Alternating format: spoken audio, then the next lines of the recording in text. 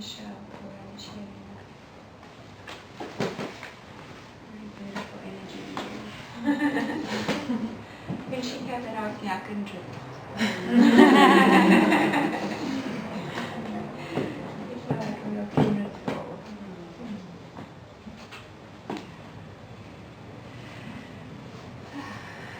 So when I was receiving the blessing, I had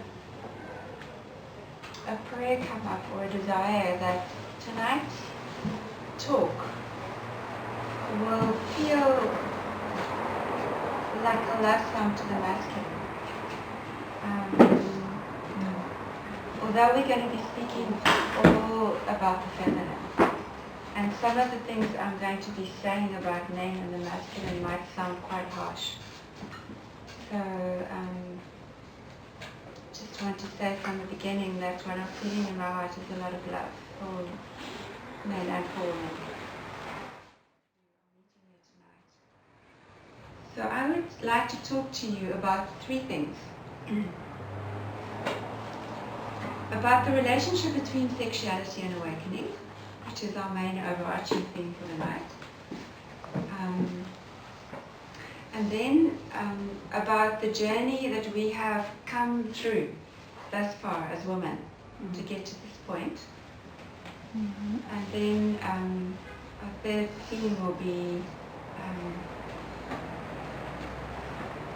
the opening to what is possible in female sexuality as a gateway to awakening. So coming from the past to the present to a deep immersion in what is possible now. What has always been possible, but for a while has been obscured. So I think as a way of introducing that, I'll tell a bit about my story. It's like a little introduction to what has brought me here, and then share with you some of what has happened to me in the last couple of days. So I grew up in a Christian environment, like many of us. I had from very young a very deep desire to immerse myself in spirit, and that was the only avenue. Fortunately for me, the priest in the church where I was introduced me to meditation when I was 20. And I immediately fell in love with meditation and got very interested in the Christian mystical traditions. The Desert Fathers and the dancing devotees in the Christian tradition. In my mid-20s, I got introduced to yoga and Tai Chi, and pretty immediately had a very strong energetic experience, which made me aware that clearly there is more to this reality than what meets the eye. Then I heard about a farm called Nauma, which I'll talk about again. It's the name is a name that comes from the San tradition. The Bushmen, I don't know if you've heard of them. They're an indigenous peoples from Africa, one of the oldest peoples of all times, but a very deep connection to spirit. So this farm is called Nauma, and it means the source of water or life. And I went to this farm and had a very deep experience of feeling the boundaries between things merge, feeling energy rise from the earth, feeling the hummingbird come to have very intense, deep conversations with me. And it was quite shocking to my nervous system, this sudden change in my reality, but very significant. So by the time of my second return, around 28, I had a breakdown and got ME and went through a shift that made it very clear to me that my life was about waking up and that everything else was going to be secondary to that. Nothing else really mattered. So it changed the course of my life from being very academic. I had a PhD by that stage, 28. To moving much more into the feminine, spending hours every morning meditating, sitting with my dreams, listening to the flow in my body, and then having an interesting little spirit did this merging dance with me. I would have this vision to go and live in the wilderness and run retreats, and I'd go after 3 months, and then I'd have a dream that I need to come back and work in the environmental field as a consultant because the earth needs support. And so they'd be back in the corporate world or working with government or working with African people, working with vulnerable communities is a lot of what I did in my life. And then moving back into doing retreat work. So I had quite an integration journey like that. And so by age 32, just before my 33rd birthday, I had a very well-established practice as an environmental consultant.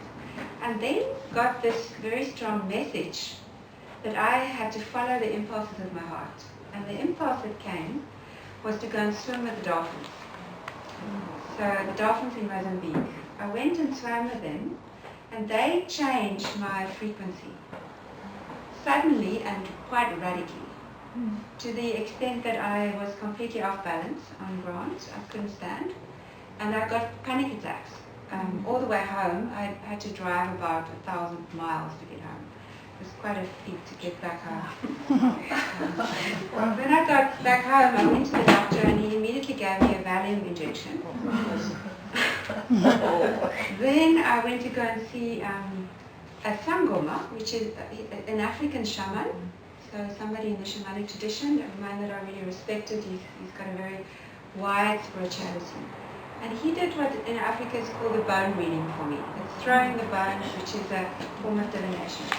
And in the bone reading, what came out was that my ancestors were calling me to start doing my real work, and that this was causing my ego to have panic attacks because I was going to die, basically.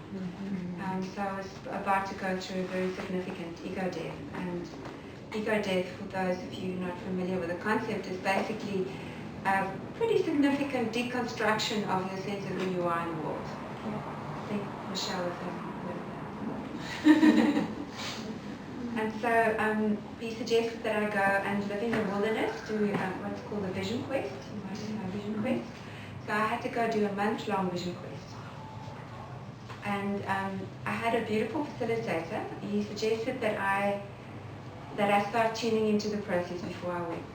And in the tuning in, what came to me was a number of dreams in which my name wasn't my name anymore. My name was Liesl.